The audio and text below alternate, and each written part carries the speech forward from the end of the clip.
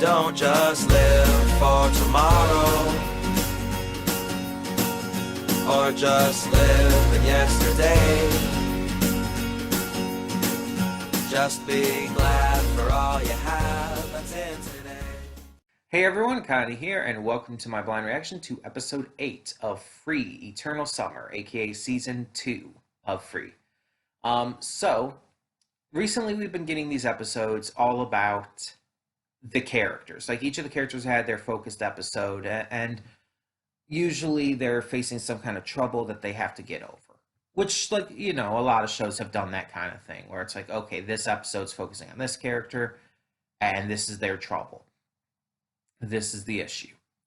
They have to get over it, they have to surpass it, and we move on to the next. And that's fine, that's great. A lot of shows do this really well, and it works. But the question is, where do we go now? Because we've already gotten our characters. Unless we're going to go with, well, or start going with some Semeisaka swimmers like Reen or the others whose names I can never remember. Sosuke or any of them.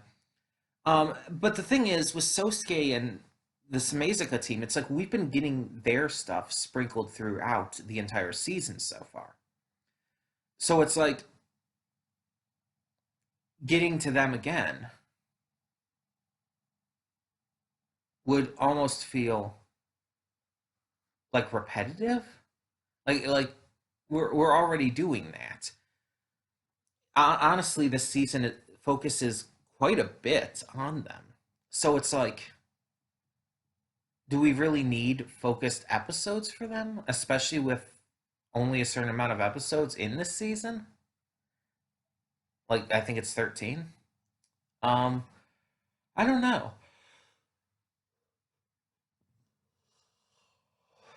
I just don't think it's wholly necessary.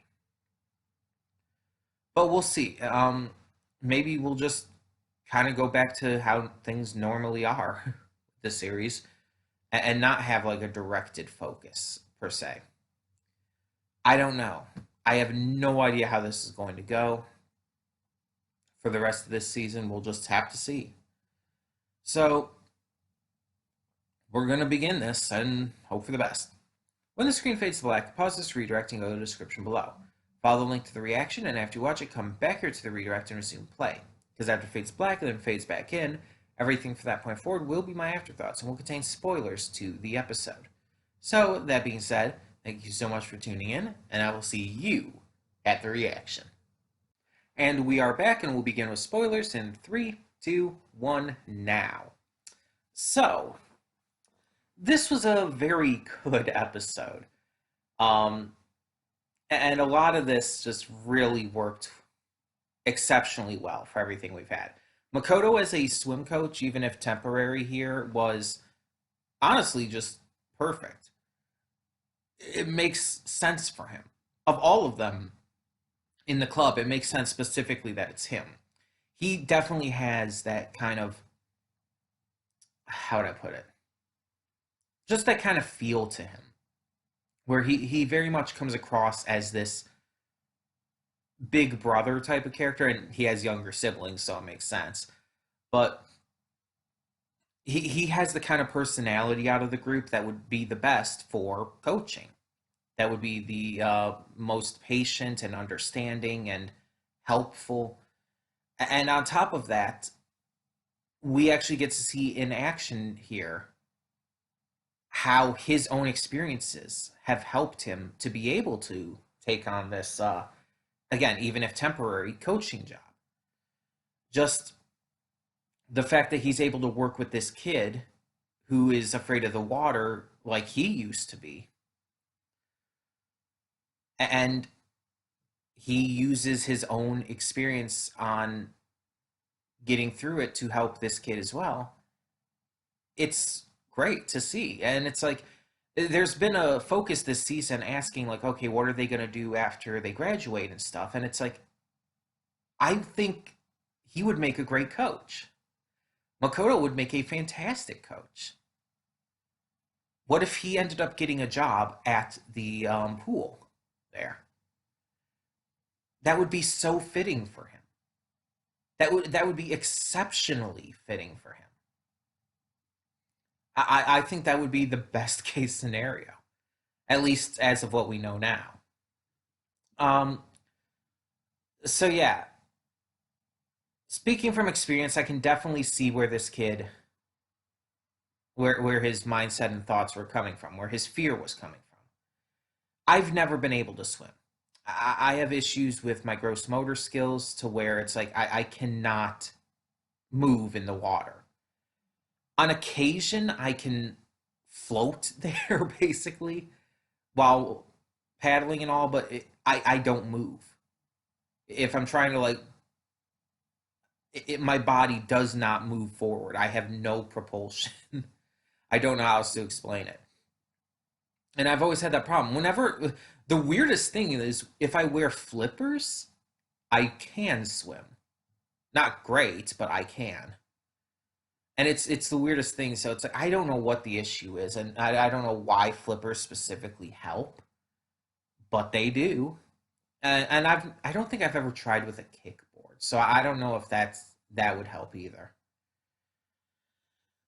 I was never exactly afraid of the water though. It was more just I always got kind of down because I wasn't able to swim like others could, and in the end, it wasn't like the end of the world for me. I never like valued swimming highly and like, thought like I was like worthless because I couldn't swim. It was nothing that serious. But I always kind of looked down on myself nonetheless, even if just a little bit. So I definitely get where this kid is coming from here and why he's so nervous, why he's so scared, why he's so upset that he doesn't get it and that he is afraid. Um, and it's great to see him be able to overcome this with Makoto's help in this episode. But the big thing to talk about is definitely what we found out at the end there. With the kid's older brother, who is a former classmate in middle school of Haru and Makoto, and Rin and Sosuke, we find out that Sosuke had a shoulder injury at some point in the recent past. We know it's the recent past because he was seen at the hospital by the brother, um, and we saw in the flashback that Sosuke looked pretty much the same. So we know it has to have been some point semi recently, like probably within the past year or two. Um, I would say no longer back than that. Um, but yeah, so we don't know the details of this shoulder injury, and I don't think it was ever mentioned before. But this is definitely why he faltered a bit during the relay. We did see that, and we saw he messed up a little.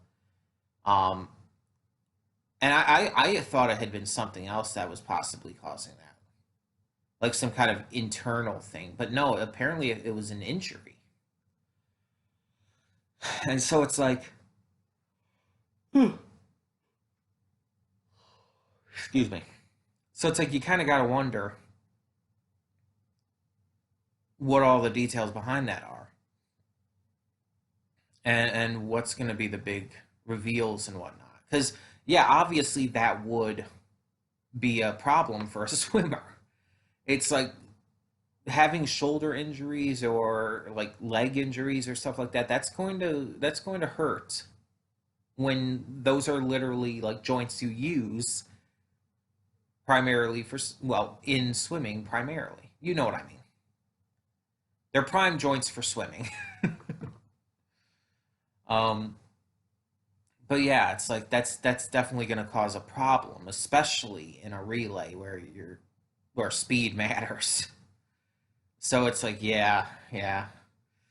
I'm really interested to see the depth of that and see how that's explored going forward. Um, yeah, I think there's only let me check my folder here. Yeah, there's only 13 episodes, so there's only 5 episodes left. Um, so we've got to do the regionals. We've got to cover Sosuke's injury. We got to cover the other kids still continuing to learn with Sosuke's help now. There's a lot of stuff to still get through here. So I'm very much interested to see what the deal is. Um, with the injury, like if it had been like upwards of 2 years ago, it had to have been really serious if it's still affecting him. Or it could have been somewhat more recently, but it would still be like notably a bad injury and everything. I'm definitely thinking it was a bad injury, like a notably bad injury. I don't know how much so, but it's I think it's affected him for a while. So I'm just wondering exactly what the deal is here. Um, but yeah, this was a very enjoyable episode. I love the stuff with Makoto. Again, it's just like it's perfect for him. And the big reveal at the end and everything was great as well. And honestly, I think this just worked as an episode. In terms of the stuff we were given, it worked in pretty much every way. But tell me in the comments below what you thought of this episode of Free Season 2, and thank you so much for tuning in. For now, I'm Connie, and I'm signing off. See y'all next time.